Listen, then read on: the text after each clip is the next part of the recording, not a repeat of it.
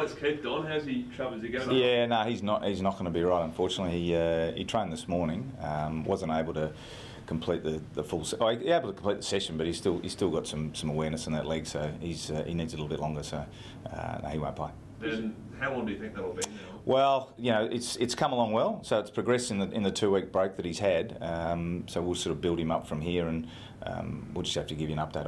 I can't say whether it'll be next week or the week after, but you know, he's just not quite right for this week. Cole Hardigan, how's he looking? Yeah, Cole's fine. Cole's fine. He was able to do full training, and yeah, he's fine available for selection. It's surprising. How? Oh, yes and no. I mean, it's a stress response in his leg. So you know, we hoped that the 2 weeks would be enough to settle it down. And when we got him out and started loading him up at a higher intensity than he's done through his rehab work, he could still sort of have some awareness. So it's better. It's improved, but it needs a bit longer. What does he do now? So he just continues his program. It'll be a combination of now build it up, put a bit more load through that, try and get it to the point where it can tolerate some higher speed stuff from the stuff he's done. So it's not put your leg up and let it rest type thing? No. He's got to keep doing some work on that to be able to get back to what the game will demand. So he's made some progress, but not enough to be available this week. How do you clarify a stress response? Is it like not a stress fracture? Clearly, it's more just a hot spot. Yep. And that's just from workload. Is similar to Camille Owens? Similar. Yeah, I believe so. I don't know the exact. Yeah. You should probably need to ask Hassie or Steve Saunders and the details, but it's just the early signs of a stress response is then you manage it accordingly, which is what we've been doing. So it's sort of gone back a little bit? No, he's come forward. He's still come forward, yeah. Come forward, but he's just not to a point where he's ready to deal with the game load. Yeah, so aim for next week, or is it gone sort of... we would hope for next week, but again, it's going to be a week by week, to be honest. I'll let Steve and the medicals guys shed some more light on that once they've had a chance to finalise exactly what the forward plan looks like. How does that impact, I suppose, your game plan this week with the Eagles having such an effective and tall forward line? Yeah, well, obviously, they've got Darling and Kennedy, who are two outstanding forwards. Allen and Waterman are two sort of rangy forwards who play for them as well. So, we had last week with Hardo, Tales and Otto down there playing. So, they'll have their hands full.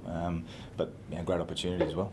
Do any boys have to play up a weight class at all on the sort of fourth tall if they have 4 talls in there? Well, the 4 talls sort of roll through, but not often at the same time. You'll have Allen will go up in the ruck for periods, and they use Waterman up the ground as well. So there'll be obviously we've got Kelly and Miller and Smith. If we put him back there, have got the height to be able to do that. So we'll match up as we think best. And obviously the two keys are Darling and Kennedy. They're their most productive and effective forwards, and be a good challenge for the guys to get those jobs. Given Alex isn't coming back, do you anticipate having to make many, if any, changes? No, we'll put probably minimal changes, we would think. Obviously, we'll finalise the squad of 26 tonight, and then from there finalise who travels across and get ready to play. It must be pleasing to pick a team after a win. Yeah. It's always good to pick a team after a win. It's always good to pick a team if you don't have to make that many changes. So we'll talk about that this afternoon in match committee and finalise and get ready to go. Jenkins unlikely, Don, given he hasn't played a game? Yeah, he'd be unlikely, I think. Yeah, he's probably going to have a run in the SANFL and get back to the form we know he's capable of and push his case from there. So you've spent a bit of time talking with him this morning? Yep, always. Yeah, would you mind just elaborating a little bit on what the conversation involved? I was actually talking to him about his daughter and the health of his daughter. She's been a bit sick at the moment, so I was just, I'd been in touch with him yesterday around that, so just talking to him how she was travelling and how he was holding up and his wife, and they're the conversations you have. The rest of it's, is noise. How's he going? Like he's put up with a fair bit, Josh, in the last week, so speculation-wise, and he's... Well, I think we both put up with a fair bit, to be honest, and I find the whole thing, to be honest, quite... If it wasn't as serious as I take it, it's quite laughable. I mean, at the moment, what we're facing as an industry, and we're seeing that with other people talking, is people want to run with absolute fiction, and to just put that into the mainstream and say, well, that's what's happened. I mean, the concept of Josh and I being involved in a physical altercation, if I didn't, it is laughable, but I take it quite personally, because it's disrespectful to suggest me as a coach would get involved in something like that with one of my players. And when that gets thrown up, I go, where do we stop? Because we're now at a point whereby we can just put anything we want out there, and it sticks, and it's based on absolutely nothing. He said it, I've said it, but people still want to think that that's fair game to put out things which are not fact. So is it fair for him to respond to something though? What's that? It's fair for Josh to be asked about speculation, so he's then given right of reply though. But I think you could ask about speculation before it actually gets put in the public domain. I mean, I think if you called up and you said, hey Josh, what happened when you got dropped? He would have told you the exact version of events he told. I would tell you the exact same version. but someone wants to run with, we had a physical, we're in a fight, like, you know, Josh and I, you know, I'm 80 kilos, he's 100 kilos, well, I'm not sure how that's going to work. It's just, if it wasn't as serious as it is, it's laughable, to be honest. Paul Marsh has spoken a bit about this during the week. Yeah. What do you think, sort of, in the future, what processes can be put in place to make everyone more accountable for this sort of thing? Well, have you given that any thought? Well, I think Paul and Ken have both spoken about it this week as well, because that's the reality. Is I think, you know, again, it's in the media's domain to go what is fact and what is fiction, and what am I going with from either a hunch, and that's the challenge you guys face in your jobs, is to go what's actual, you know, what's rumour, innuendo, or what's got some component of fact. And, you know, this time of the year it happens, whether it be player trading, whether it be contracts, whether it be selection, it just kicks in. And, you know, to be honest, I think there's sort of almost a burden or an onus on everyone to do their facts, because, you know, unfortunately, as we saw this week, we end up embroiled in something which is a non-story, which is completely fictional. What's those conversations been like between yourself and Josh, talking about when you obviously made that decision to drop him for a game and stuff like that?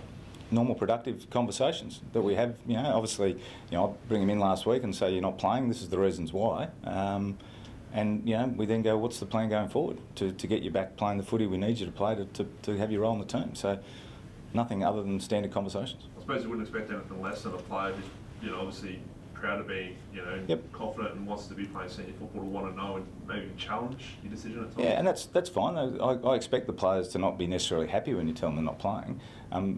Our aim is to provide complete clarity as to the why, and then provide a solution as to the way back. You know, and that's, you know, in every player's case, that's what we try and achieve. Now, that was no different with Josh.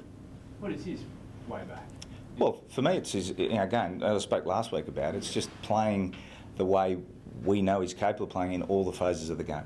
So, yeah, I mean, that's pretty much just it's not about goals, because he kicks goals. Well, he's kicked some goals, yeah. It's the phases. It's whether it's the way he's attacking the ball and marking the ball forward, obviously hitting the scoreboard, but defensive actions as well. So it's the complete package that we're looking for him to work on that. Reviewing the game on the weekend. Yep. More deliberate ball movement, whether or not you've been sort of moving that way in the last few weeks, or whether or not we've all just sort of picked up on it. Yeah. Is that something that we can expect magnified again this week against a team like West Coast? It depends a little bit on the defensive mechanism of the team we're playing against, but clearly on the weekend, you know, we were probably a bit more deliberate with our ball, especially out of the back half. And we felt that gave us some advantage. There were times where we're probably guilty of going backwards a little bit, but that's going to happen. It's never we don't operate in a perfect world.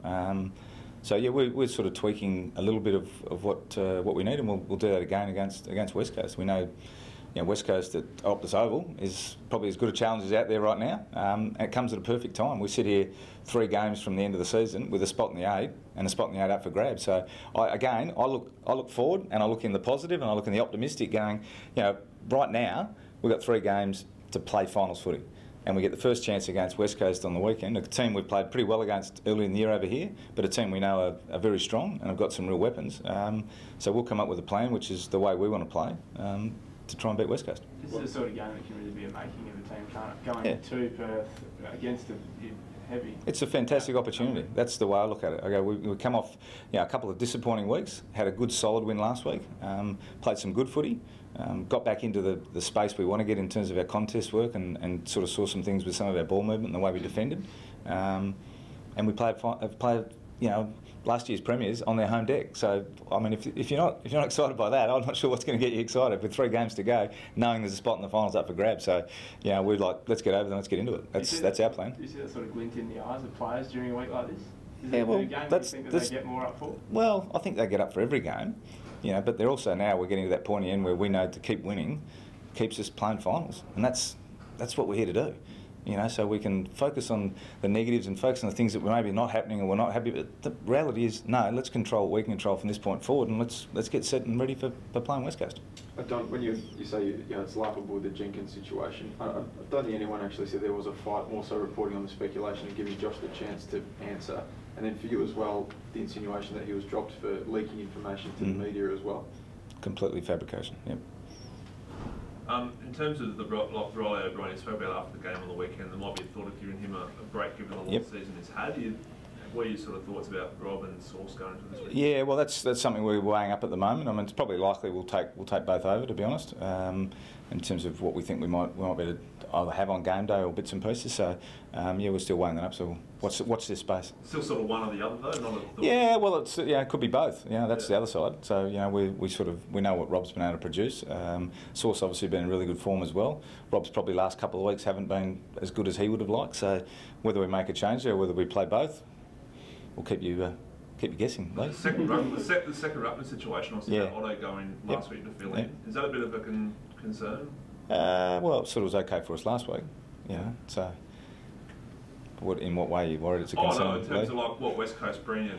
Well, West Coast have got obviously Hickey is their main ruck, and unless they bring back a Vardy, they've sort of rucked Oscar Allen, so it becomes probably Otten versus Oscar Allen, if you like, in the second ruck situation. So we'll weigh up whether we think that's what we want to go with, or whether or not we want to have another ruck option at the same point. So that clearance situation of last week as well. Yeah, the clearance situation, is one which has been mentioned during the week, and clearly against West Coast midfield, it's important, and against any team. So getting access to the ball at the source is important, and our guys have been very good. That's the other thing. Our midfield group's been very good. They had an off week last week, and they weren't so good the week before. So they've had a couple of down weeks. So I'll back them in to respond. I've got great faith in those guys. Don, I see you doing your training session at the Wacker on Saturday, not off the stadium. Yep. Is that to do with the ground, concerns about the ground surface? Obviously, with West Coast and no, don't train there anymore. No, the Bledisloe Cup's on Saturday night at Optus, so they've said we can't train there at 4 o'clock when they've got a Bledisloe Cup to play. So they've kicked us off. So that's why we're at the Wacker. Yeah, fair enough. Yep. So the All Blacks wouldn't move and let you on half-time? No, I don't think so. I think they were. Do you have a half-time run? Probably not. I'm not sure. I'm not sure how to work with the goalposts out there, but we'd probably work our way around it. So no, we'll go to the Wacker back. I played back at the Wacker way back, probably 25 years ago. So back to that. Yeah, it's a long way back. Are you going Thursday or Friday? Friday. There's a few guys going Friday, and a few guys will go. The majority of the team will go on Saturday. Is that based on it's usually big guys that get sent over? It's a bit of a personal choice, to be honest. Some of the guys you want to get over there, they'll go on Friday afternoon or something, settle in Friday night, and spend the Saturday morning ready to train. So some of the senior guys, some of the bigger guys, it's really just a personal decision as to what they feel comfortable doing. Can you catch up with any of your old premiership mates? I might run into a few guys over there, but I'm probably there for business, to be honest, and they'll appreciate the fact that I'm there for business, and my business is with the Crows, and they probably with the Eagles. So, yeah. And no concerns about the ground, given the Bledisloe's playing 24 hours before? No, wouldn't have thought so. I'll back in the staff to get that organised. Okay. Do you owe them one, do you reckon, Dom? What's that? They got away with the game they probably shouldn't have won earlier? Look, I thought we played well the first time around, and we lost that game, and it was pretty much dead level with 4 minutes to go. So I think that gives us some confidence and belief that we can match it with them and play with them and play that level. So I'm not necessarily believing in you end up owing one or there's revenge games and that sort of stuff. It's like another 4 points up for grab, and we know we have to play really well against a high quality opposition to get the chockies. Did you take much out of a game that was 12 weeks ago? Well, yeah, 12 weeks is in footy terms is not really that long. So how they're playing, how we're playing, there's probably slight tweaks, but there's not major changes. So there's some things we obviously learned on that night that we'd like to do better to get the result. So we'll focus on that and then focus on what we need to do to win. Luke Shuey sort of got off the leash from memory in that second half. Yeah, a good second half. Plan for him? Yeah, well, you got Shuey, you got Yo, you got Gaff, Redden. They've got good players across that line. So we just got to be careful we don't overly emphasise or focus upon what we need to do to stop them versus being able to bring what we can bring. I mean, that game we were in a good position for a long period, and we lost our way a little bit in the third quarter into what became an arm wrestle in the last. So Shuey's a dangerous player. We know that. He's a Norm Smith medalist. He's a fantastic player. Yo's also damaging. So that'll be a good test for our mids.